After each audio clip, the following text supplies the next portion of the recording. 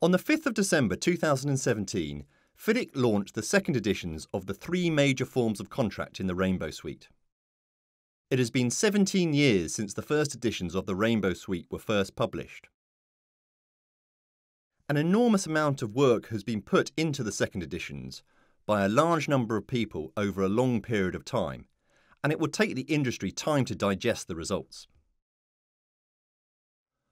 While some of the changes simply reflect the developments in the construction industry since 1999, and also current best practice, others are more novel. The three updated forms are the Conditions of Contract for Construction, known as the Red Book, the Conditions of Contract for Plant and Design Build, known as the Yellow Book, and the Conditions of Contract for EPC turnkey projects, known as the Silver Book. The second editions follow the same approach as the first editions in seeking to adopt a set of clauses common to all three forms.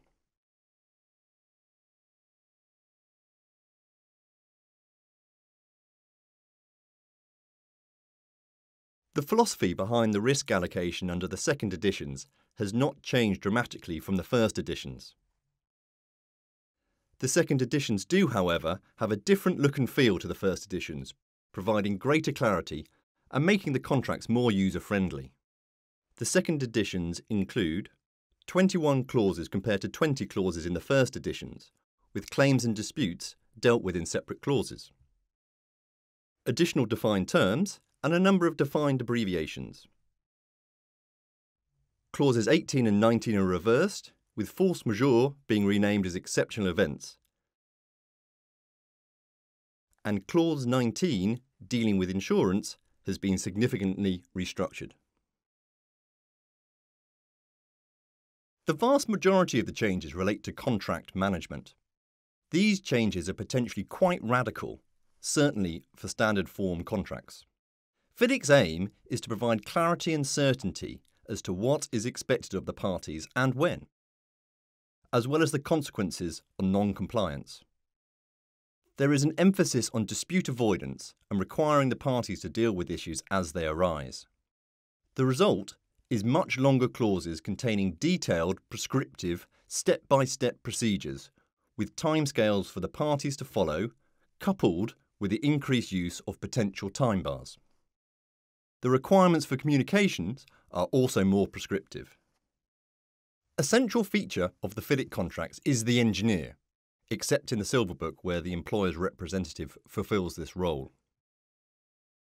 The changes that have been made to the provisions concerning the engineer's determinations in Clause 3.7 is probably the best illustration of the approach that FIDIC has adopted in relation to contract management.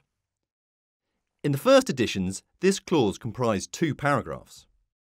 In the second editions, it now extends to just over 3 pages.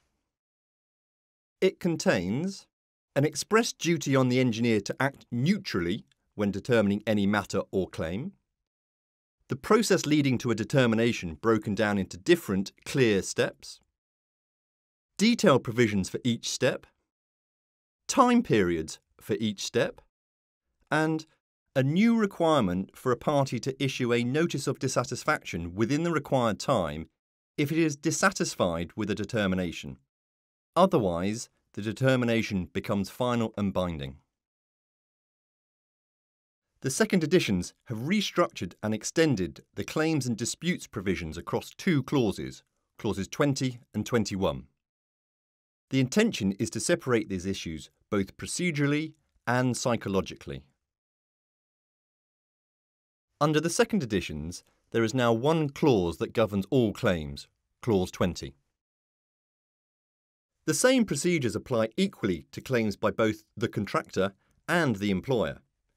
This is a change to the first editions. There are several other significant changes.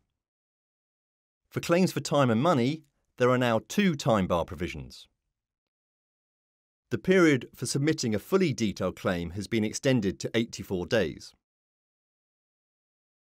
Despite the time bar provisions, the validity of any notice of claim is to be agreed or determined by the engineer under Clause 3.7 if a party considers it was submitted late.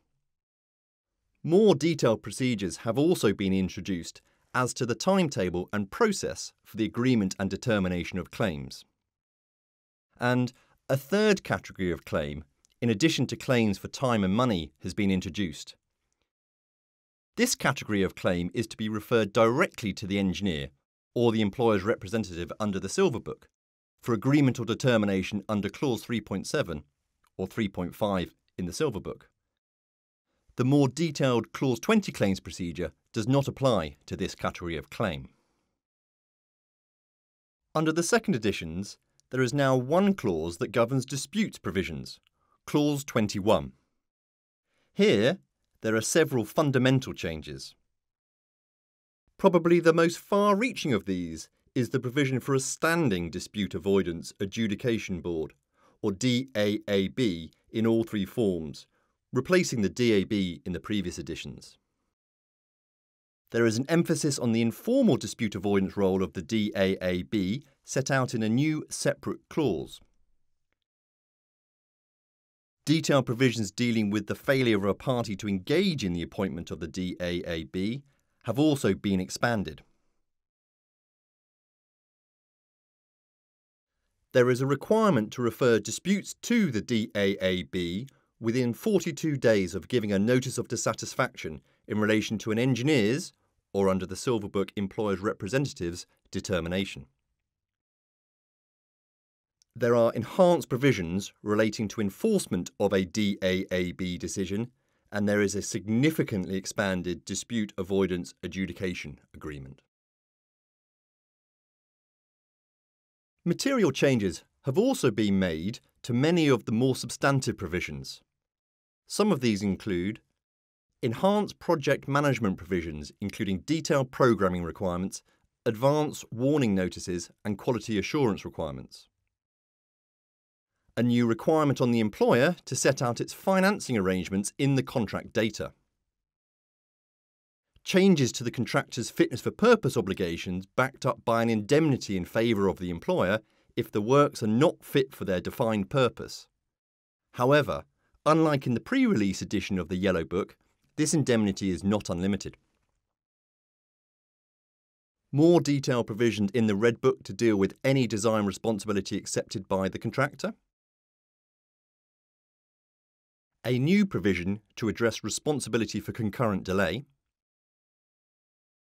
Expanded provisions dealing with variations, their instruction and, in the Yellow and Silver Books, their valuation. New grounds for termination for default for both the contractor and the employer, including for the employer in the event that the cap on delay damages is reached.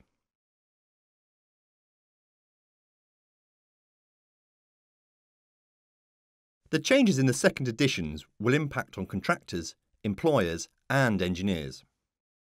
The second editions are complex and lengthy documents, and substantive changes have been made. It will be important that users are very familiar with these contracts and their requirements. There can be no doubt that the second editions will increase the administrative burden on all parties involved. Parties will need sufficient resources to ensure that the necessary notices and other communications are properly identified and sent on time, but also that the parties are in a position to take the necessary decisions in time. The consequences of failing to do so are clearly set out in the contract and could be severe.